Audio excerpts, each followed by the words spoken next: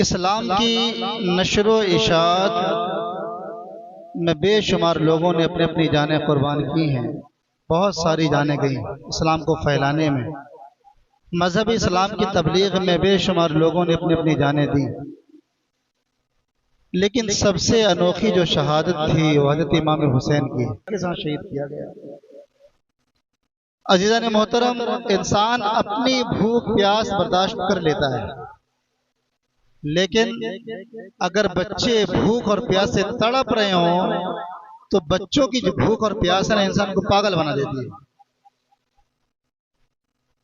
پھر پانی کی شدت ہو، پیاس کی شدت ہو اور پانی سامنے موجود نہ ہو تو احساس کم ہوتا ہے، آدمی صبر کر لیتا بھی نہیں ہے۔ لیکن شدت کی پیاس ہو اور سامنے پانی موجود ہو اور اس پانی سے جانور پی رہے ہوں اور دوسرے لوگ ہر طریقے سے اس پانی کا استعمال کر رہے ہوں اور کچھ خاص لوگوں کے لیے پانی بند کر دیا جائے، کتنی تکلیف کی بات ہے۔ پیاس لگی ہو پانی نہ ہو تو احساس پیاس کا کم ہوتا ہے، لیکن پیاس لگی ہو پانی سامنے موجود ہو تو پیاس کی شدت کا احساس زیادہ ہوتا ہے۔ پھر تکلیف کوئی غیر دے، پانی کوئی دوسرا بند کرے تو بھی احساس کم ہوتا ہے۔ جب تکلیف کوئی اپنا دیتا ہے نا، اپنا بھائی، تو تکلیف کا احساس زیادہ ہوتا ہے۔ دوسرا دیا تو سمجھتے چلو یار غیر ہے جانے دو، لیکن جب کوئی اپنا تکلیف دیتا ہے تو تکلیف کا احساس اور زیادہ ہوتا ہے۔ یہاں کربلا کا معاملہ یہی تھا، نہر فرات جو تھی نا اس سے جانور پی رہے تھے، اس پانی کا جانور پی رہے تھے، دوسرے لوگ ہر طرح سے اس پانی کا استعمال کر رہے تھے، صرف اور صرف امام حسین اور آپ کے جانثاروں کے لیے وہ پانی بند کر دیا، اور پانی بند کرنے والے کوئی دوسرے نہ تھے، پانی بند کرنے والے کوئی غیر نہ تھے، پانی بند کرنے والے اپنے آپ کو مسلمان کہتے تھے۔ نبی کونین صلی اللہ علیہ وسلم کا اسم مبارک اپنے اذانوں میں بلند کرتے تھے، کوئی دوسرے نہ تھے، اپنے آپ کو مسلمان کہتے تھے، انہوں نے پانی بند کیا تھا۔ عزیزان محترم، حضرت امام حسین کو پتا تھا کہ میری شہادت کے بعد خیمے جلا دیے جائیں گے، عورتیں بے سہارا ہو جائیں گی۔ یہ ایک ایسا معاملہ تھا میرے بھائی کہ اس وقت اگر بڑا سے بڑا بہادر بھی ہوتا نا تو سر جھکا دیتا، بچوں کے خاطر، گھر والوں کے خاطر سر جھکا دیتا، لیکن وہ امام حسین کی ذات تھی، امام حسین کی ذات تھی کہ آپ نے اس دین متین کی خاطر، مذہب اسلام کے لیے اپنے بچوں کو قربان کر دیا، اپنے گھر والوں کو قربان کر دیا، اپنے دوستوں احباب کو اللہ کی بارگاہ میں قربان کر دیا، اور آپ کے پائے استقلال میں لغزشیں نہ آئیں، یہاں تک کہ 72 زخم کھا کر آپ بھی آپ کی یہ شہادت بے مثل و مثال ہے، جس نے ہمیشہ کے لیے یزیدیت کو مردہ کر دیا اور ہمیشہ کے لیے پرچم اسلام کو بلند کر دیا۔ تبھی تو اجمیر کی سرزمین سے غریب نواز علیہ الرحمہ پکار اٹھتے ہیں، شاہ است حسین، شاہ است حسین، بادشاہ است حسین، دین است حسین، دی پناہ است حسین، سرداد نداد دست در دست یزید، حقہ کے بنا لا الہ است حسین۔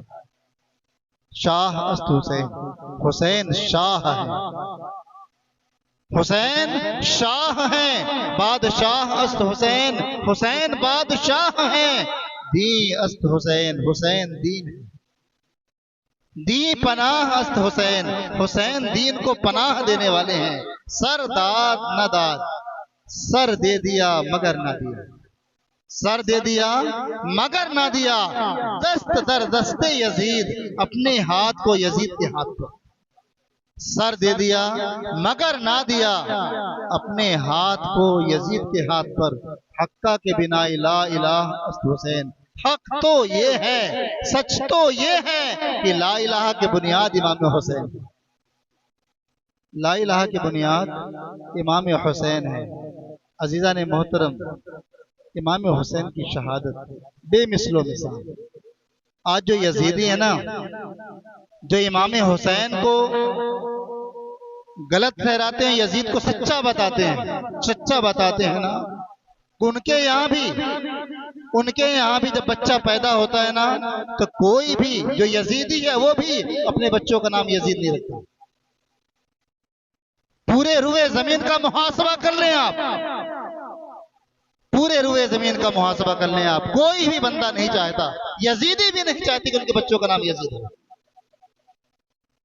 ہمارے استاد فرما رہے تھے ایک شخص تھا جو یزید کو صحیح کہتا تھا، وہ آیا اس کا بچہ پیدا ہوا، کہا حضرت بتائیں بچے کا کیا نام رکھ لو؟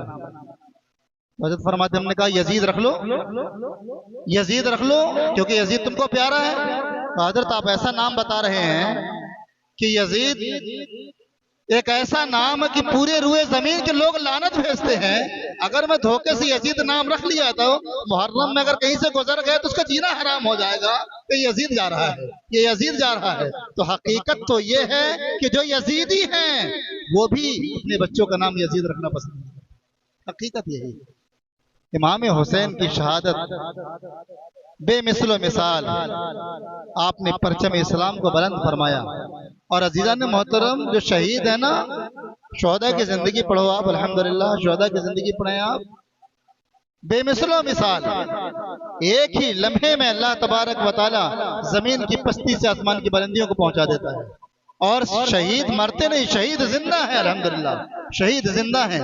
ایک روایت ہم نے پڑھی جس کو علامہ جلال الدین سیوطی علیہ الرحمہ اپنے رسالے شرح الصدور میں لکھتے ہیں، اور اعلیٰ حضرت علیہ الرحمہ نے اپنے رسالے میں اس واقعے کو لکھتے ہیں آپ کہ 3 نوجوان تھے، 3 سگے بھائی تھے ملک شام کے، اور یہ بڑے بہادر تھے اور ہمیشہ جہاد میں رہتے تھے، دشمنوں سے لڑتے تھے، ہمیشہ جہاد میں رہتے تھے۔ ایک دن اچانک رومیوں نے، عیسائیوں نے ان تینوں نوجوانوں کو پکڑ لیا اور پکڑ کر عیسائی بادشاہ کے سامنے پیش کیے۔ جب یہ تینوں بھائی، سگے بھائی، یہ تینوں نوجوان عیسائی بادشاہ کے سامنے پیش ہوئے تو اس بادشاہ نے کہا دیکھو اسلام کو چھوڑ دو، عیسائی ہو جاؤ، مذہب اسلام کو چھوڑ کر عیسائی بن جاؤ، عیسائیت کو قبول کر لو، اگر تم ایسا کرو گے تو میں اپنی بچیوں سے تمہارا نکاح کر دوں گا اور آدھی ملکیت، آدھی بادشاہت تمہیں دے دوں گا اگر تم ایسا کر لو گے تو۔ وہ کہتے ہیں یہ تو ہم سے نہیں ہو سکتا، ہم مذہب اسلام کو نہیں چھوڑ سکتے۔ کہا اگر ایسا نہیں کرو گے، اگر تم مذہب اسلام کو نہیں چھوڑو گے تو یاد رکھو میں تمہیں قتل کروا دوں گا، تمہیں قتل کروا دوں گا۔ تو تینوں نوجوانوں نے، تینوں بھائیوں نے ایک زبان کہا کہ غلامان محمد جان دینے سے نہیں ڈرتے، غلامان محمد جان دینے سے نہیں ڈرتے، یہ سر رہ جائے یا کٹ جائے کچھ پرواہ نہیں کرتے۔ جب تینوں نے بیک زبان یہ کہا تو بادشاہ نے حکم دیا کہ 3 دیگ زیتون کا تیل کھولایا جائے۔ 3 دیگوں میں زیتون کا تیل کھولایا گیا۔ جب تیل کھولنے لگا تو تینوں بھائیوں کو تیل کے سامنے لا کر کھڑا کیا گیا، کہا دیکھ رہے ہو یہ تیل تمہیں لوگوں کے لیے کھولایا گیا، ابھی بھی وقت ہے، باز آ جاؤ، باز آ جاؤ، ابھی بھی وقت ہے، مذہب اسلام کو چھوڑ دو ورنہ یاد رکھو یہ تیل تمہارے لیے تیار کیا گیا ہے۔ تو تینوں نوجوان نے کہا ہے بادشاہ سن لے، جب تک ہمارے جسم میں جان ہے تب تک ہم یہی کہیں گے لا الہ الا اللہ محمد الرسول اللہ صلی اللہ علیہ وسلم۔ اے بادشاہ ہم جان تو دے سکتے ہیں لیکن مصطفیٰ کا دیا ہوا ایمان نہیں دے سکتے، ہم مذہب اسلام کو نہیں چھوڑ سکتے۔ جب انہوں نے یہ کہا تو بادشاہ نے بڑے بھائی کو کھولتے ہوئے تیل میں ڈلوا دیا۔ دونوں بھائی دیکھ رہے ہیں کہ بڑے بھائی کو تیل میں ڈالا گیا، کوئی فرق نہیں، دیکھ رہے ہیں۔ پھر سمجھانے کی کوشش کی گئی لیکن یہ بالکل کھڑے ہیں، شہادت کے شوق میں کھڑے ہیں، ڈر نہیں رہے ہیں موت سے، بلکہ اور شوق ہے کہ کتنا جلد ہمیں ڈال دیا جائے۔ آخرکار منجلے بھائی کو بھی کھولتے ہوئے تیل میں ڈالا گیا۔ دونوں بھائی وہیں دیکھتے دیکھتے شہادت کے منصب پر فیضیاب ہوئے۔ جو چھوٹا بھائی تھا، اس کی چڑھتی جوانی تھی، وزیر آیا بادشاہ کے پاس اور کہا بادشاہ سلامت اس نوجوان کو میرے حوالے کر دو، میں بہت آسانی سے کچھ ایسا کروں گا کہ مذہب اسلام کو چھوڑ کر عیسائیت قبول کر لے گا۔ تو بادشاہ نے اس نوجوان کو اس وزیر کے حوالے کیا، کہا لے جاؤ۔ وہ وزیر اس نوجوان کو لے کر گیا، چھوٹا جو بھائی تھا اس کو لے کر اپنے گھر گیا۔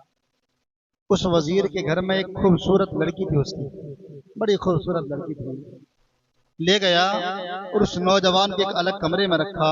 اپنی بیٹی سے کہتا بیٹی یہ نوجوان ہے مذہب اسلام کا پکا پیروکار ہے، کچھ ایسا کرو کہ مذہب اسلام کو چھوڑ کر عیسائیت قبول کر لے، عیسائی بن جائے۔ لڑکی نے کہا ابا حضور گھبرانے کی کیا بات ہے، بہت جلد کر لیں گے۔ جیسے شام ڈھلی وہ خوبصورت لڑکی اس نوجوان کے کمرے میں گئی، اس کو بہکانے کے لیے۔ جیسے کمرے میں داخل ہوئی کیا دیکھتی ہے، وہ نوجوان نوافل میں مشغول ہے، نمازیں ادا کر رہا ہے۔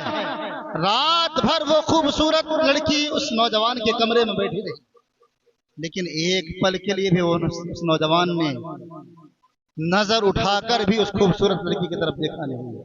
رات بھر بیٹھی رہی۔ جب صبح کمرے سے باہر آئی، باپ نے کہا بیٹی کیا ہوا؟ بیٹی کہتی ہے ابا حضور شاید آج اس نوجوان کی کوئی عبادت کی رات تھی، اس نے تو ایک پل کے لیے نظر اٹھا کر بھی نہیں دیکھا۔ عزیزان محترم ایسے ہی 40 راتیں وہ نوجوان لڑکی اس نوجوان کے کمرے میں جاتی رہی، لیکن 40 راتیں گزر گئیں، اس نوجوان نے ایک پل کے لیے بھی اس لڑکی کی طرف نظر اٹھا کر نہ دیکھا۔ جب 40 رات گزر گئی تو لڑکی کہتی ہے اے نوجوان تو کس کا دیوانہ ہے، تو شیدائی کس کا ہے؟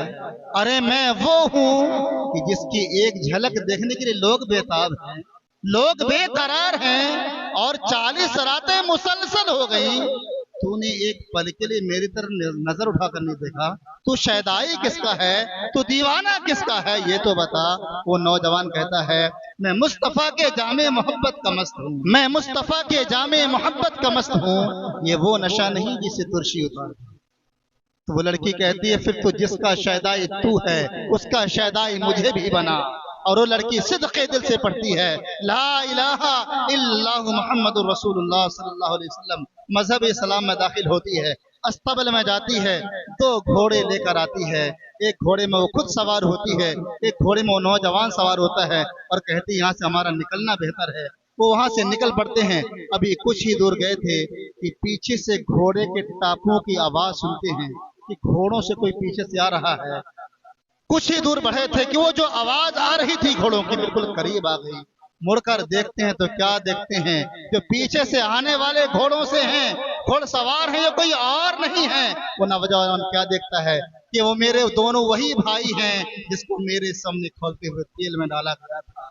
بھائی نے جب اپنے دونوں بھائیوں کو دیکھا کہا بھائی یہ کیا ہوا؟ میں نے تو اپنی آنکھوں سے دیکھا کہ آپ لوگوں کو کھولتے ہوئے تیل میں ڈالا گیا، لیکن آپ یہاں موجود ہیں۔ اور وہ آئے، ان کے ساتھ فرشتوں کا ایک گروہ تھا۔ ان دونوں بھائیوں نے کہا بھیا جو تم نے ہمیں دیکھا ایک پل کے لیے جو کھولتے ہوئے تیل میں ڈالا گیا، اس کے بعد ہمیشہ کے لیے اللہ نے ہمیں زندگی عطا فرما دی، ہمیشگی کی زندگی عطا فرما دی۔ وہ دونوں بھائیوں نے اپنے چھوٹے بھائی کا فرشتوں کی موجودگی میں اس لڑکی سے نکاح پڑھایا، واپس ہو گئے، زندہ ہو جاتے ہیں۔ جو مرتے ہیں حق کے نام پر، اللہ اللہ موت کو کس نے مسیحا کر دیا۔ وَلَا تَقُولُوا لِمَن يُقْتَلُ فِي سَبِيلِ اللَّهِ أَمْوَاتٌ بَلْ أَحْيَاءٌ وَلَكِنْ لَا تَشْعُرُونَ۔ جو اللہ کی راہ میں قتل کیے جائیں انہیں مردہ مت کہو، بلکہ وہ زندہ ہیں، ان کی زندگی کا تمہیں شعور نہیں ہے۔ عزیزان محترم بے شک جو اللہ کی راہ میں قتل ہوتے ہیں، اپنی جانوں کو قربان کر دیتے ہیں، اللہ تبارک و تعالی انہیں ہمیشگی کی زندگی عطا فرماتا ہے۔ عزیزان محترم آپ واقعات میں پڑھیں گے نا، کل جمعہ میں ایک واقعہ ہوا تھا نا، لیکن کل ہم سوچ رہے تھے کوئی کہے کہ وہ واقعہ بیان کیا جائے، لیکن عمومی طور پر تو ہوتا ہے نا، ہم لوگ کہیں سنتے ہیں پھر وہ بات ذہن سے نکل جاتی ہے۔ کل کسی بندے نے کہا کہ وہ بات کل کی جو جمعہ میں چھوٹی تھی اس کو دہرا دیا جائے۔ ہم کل انتظار میں تھے کوئی تو بندہ جس کو یاد ہو کہہ دے کہ وہ واقعہ کل چھوٹا تو اس کو پورا کر دیا جائے۔ ہم نے کہا ہو سکتا ہے لوگ بھول گئے ہوں یا غفلت میں ہوں۔ ہم نے کہا جو واقعہ تھا نا حقیقت یہی ہے، اللہ والے دنیا سے جانے کے بعد بھی زندہ ہیں، اور وہ حدیث کی روشنی میں ہم نے کل ایک واقعہ بتایا، نبی کونین صلی اللہ علیہ وسلم کے وصال سے 550 سال بعد کا وہ واقعہ تھا، جو بادشاہ نور الدین کے خواب میں نبی کونین صلی اللہ علیہ وسلم جلوہ گر ہوئے کہ اے بادشاہ مجھے 2 کیری آنکھ والوں سے ہماری حفاظت کرو، میری حفاظت کرو۔ یہ نبی کونین صلی اللہ علیہ وسلم کے وصال سے 550 سال بعد کا واقعہ ہے۔ بادشاہ نور الدین آیا، بڑے تحفے تحائف لے کر آیا، اور جب مدینے میں داخل ہوا نبی کونین صلی اللہ علیہ وسلم کے روضے میں صلاۃ و سلام پیش کرنے کے بعد بادب حاضر ہوا۔ وزیر جمال الدین نے اعلان کیا کہ بادشاہ آئے ہوئے ہیں، بہت زیادہ تحفے تحائف لے کر آئے ہیں، آئیں اور لے کر جائیں۔ تو مدینے والے آنے لگے، ذوق در ذوق آئے اور تحفے تحائف لے کر گئے۔ بادشاہ دیکھتا جاتا تھا کہ وہ 2 لوگ جن کو نبی کونین صلی اللہ علیہ وسلم نے خواب میں دکھایا تھا وہ نظر نہ آئے۔ بعد میں بادشاہ نے کہا وہ ہیں کہاں، اور بھی کوئی باقی ہے؟ لوگوں نے کہا نہیں سب لے لیے۔ کہا نہیں اور کوئی ہو تو بتاؤ۔ لوگوں نے کہا ہاں 2 بزرگ ہیں، 2 بزرگ ہیں، وہ لیتے نہیں، وہ تو دینے کے لیے آئے ہیں۔ آپ نے کہا ان کو بلاؤ۔ جب وہ دونوں لائے گئے تو بادشاہ نے پہچان لیے یہی وہ 2 شخص ہیں جن کے بارے میں نبی کونین صلی اللہ علیہ وسلم نے خواب میں کہا تھا کہ ان سے میری حفاظت کرو، ان سے میری حفاظت کرو۔ بادشاہ نے ان سے پوچھا بتاؤ تم کیوں آئے یہاں، کیا وجہ ہے؟ انہوں نے کہا ہم لوگ حج کے غرض سے آئے تھے، حج کے ارادے سے آئے تھے، شوق ہوا کہ نبی کونین صلی اللہ علیہ وسلم کے روضے کی زیارت کریں، آئیں اور اچھا لگا ٹھہر گئے تاکہ زیارت سے فیض یاب ہوں، بس زیارت کے غرض سے رکے ہوئے ہیں۔ بادشاہ نے کہا سچ سچ بتاؤ کیوں آئے ہو، سچ سچ بتاؤ۔ لیکن وہ وہی بات دہرا رہے تھے بار بار۔ بادشاہ نے ان کو وہیں روکا اور جہاں ٹھہرے ہوئے تھے قیام گاہ میں، بادشاہ وہاں گیا۔ بادشاہ وہاں گیا، حجرے میں دیکھا کوئی ایسی چیز نظر نہ آ رہی تھی جس کے بارے میں نبی کونین صلی اللہ علیہ وسلم نے تلقین فرمائی تھی۔ بادشاہ بڑا فکر مند تھا، آخر کار بادشاہ کی نظر اس کے مصلے پر پڑی جس پر بیٹھ کر وہ عبادت کرتے تھے۔ بادشاہ نے مصلہ اٹھایا، مصلہ چٹائی کے اوپر بچھا ہوا تھا، مصلہ اٹھایا اور چٹائی جیسے اٹھائی تو کیا دیکھتا، چٹائی کے نیچے ایک چٹان تھی، ایک پتھر تھا، اور جب پتھر اٹھایا گیا تو بہت لمبی سرنگ تھی، بہت لمبی سرنگ جو نبی کونین صلی اللہ علیہ وسلم کے روضے قریب تک پہنچنے والی تھی۔ جیسے ہی بادشاہ نے یہ دیکھا غصے سے دل میں اٹھا اور جھنجھوڑتے ہوئے سے پوچھا سچ سچ بتاؤ۔ تو انہوں نے کہا ہم لوگ عیسائی ہیں، عیسائی بادشاہوں نے بھیجا ہے اور یہ کہہ کر بھیجا ہے کہ نبی کونین صلی اللہ علیہ وسلم کے جسم مبارکہ کو آپ لے آؤ، بہت زیادہ مال و زر سے تمہیں نوازیں گے۔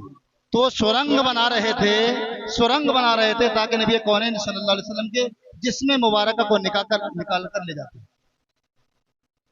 بادشاہ کو سخت غصہ آیا اور بادشاہ نے دونوں کو ہی قتل کروایا، دونوں کو قتل کروایا۔ اس کے بعد نبی کونین صلی اللہ علیہ وسلم کو روضے مبارکہ کے چاروں طرف اتنی گہری خندق کھدوائی کہ پانی نکل آیا، پانی آ گیا۔ اس کے بعد سیسا اور رانگا کو پگھلوا کر بادشاہ نے چاروں طرف سے خندق میں بھروا دی تاکہ قیامت تک کسی کی جرت نہ ہو نبی کونین صلی اللہ علیہ وسلم کے روضے مبارک میں آج پہنچانے۔ اب آپ کہیں کہ نبی کونین صلی اللہ علیہ وسلم اگر چاہتے تو خود دوسروں کی مدد فرماتے ہیں، لیکن اپنی مدد کے لیے اس کو بادشاہ کو پکارنا پڑا۔ عزیزان محترم تفصیل میں جائیں گے تو حقیقت یہ ہے کہ رب تبارک و تعالی جس سے چاہتا ہے نا اپنا کام لے لیتا ہے، اور نبی کونین صلی اللہ علیہ وسلم کہ یہ منشا تھا کہ اس معاملے کو یہ بادشاہ حل کرے تاکہ اس کا مقام اللہ کے اور بہتر ہو جائے۔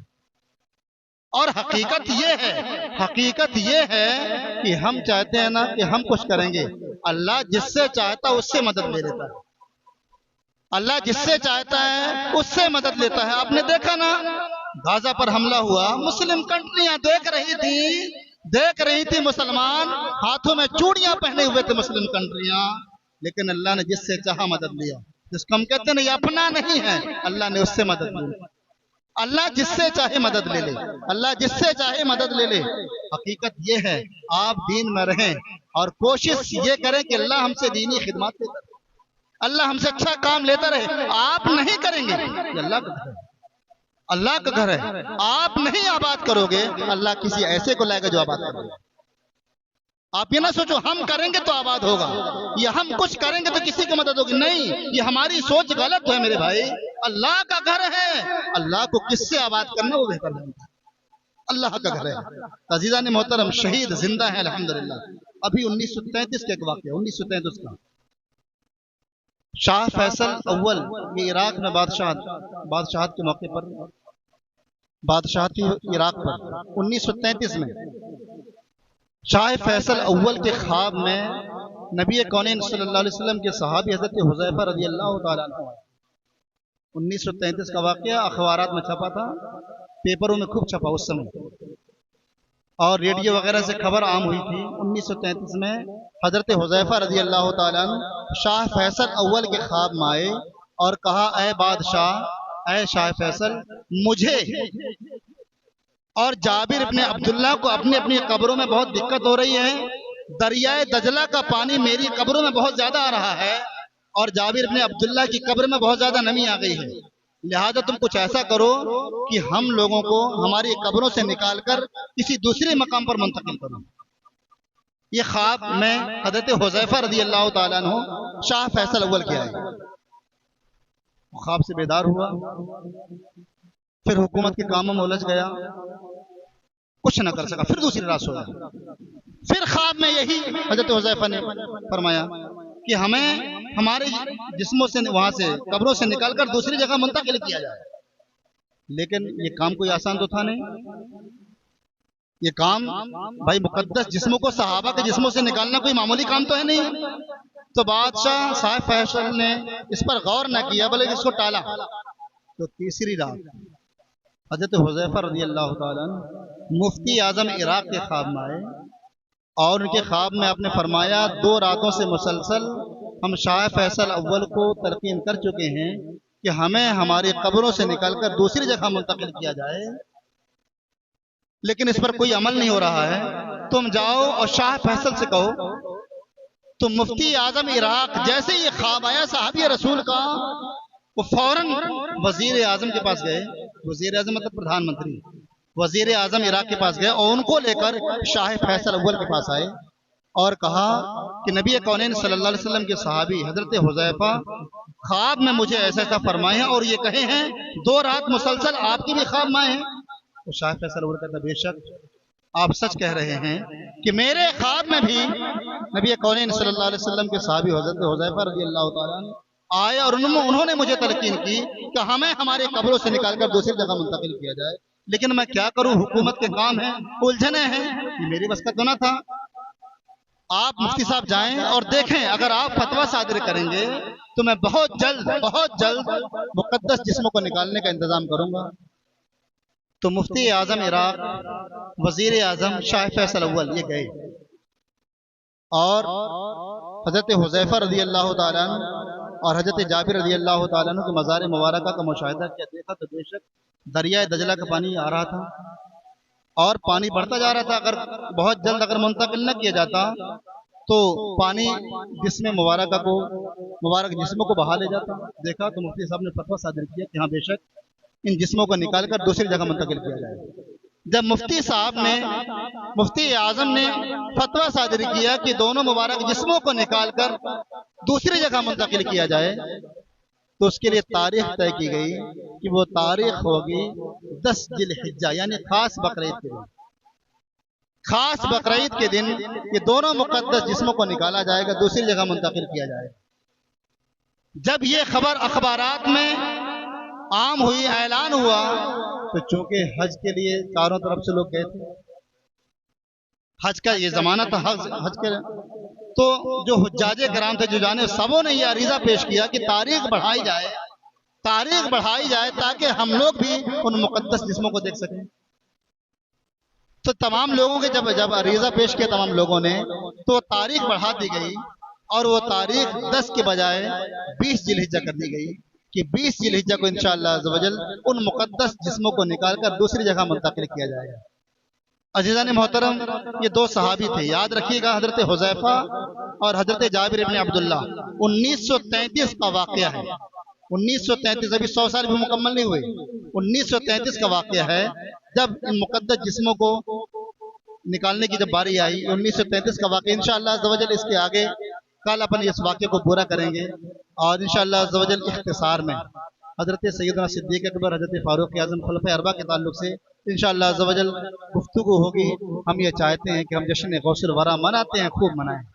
جشن غریب نواز مناتے ہیں، خوب منائیں. لیکن جشن صدیق اکبر بھی ہونا چاہیے، جشن فاروق اعظم بھی ہونا چاہیے. ہم فاروق اعظم رضی اللہ تعالیٰ عنہ کے تعلق سے بھی جانیں، حضرت عمر فاروق کے تعلق سے ان کی قربانیوں کو بھی جانیں. یہ نبی کونین صلی اللہ علیہ وسلم کے خاص چہیتے، یہ صحابی ہیں. ان کے تعلق سے انشاءاللہ عز و جل گفتگو ہوگی کل انشاءاللہ صدیق اکبر رضی اللہ تعالیٰ عنہ کے تعلق سے، اور یہ واقعہ مکمل کیا جائے گا. آپ لوگ آئیں. اللہ تبارک و تعالیٰ ہم سبوں کی حاضریوں کو قبول فرمائے. جن جن لوگوں نے اس قاری خیر میں حصہ لیا، مولا تمام کے کاروبار میں بے پناہ برکتیں وسعتیں عطا فرمائے. آمین آمین ثم آمین. لا الہ الا اللہ محمد الرسول اللہ صلی اللہ تعالی علیہ وسلم. واخر دعوانا الحمدللہ.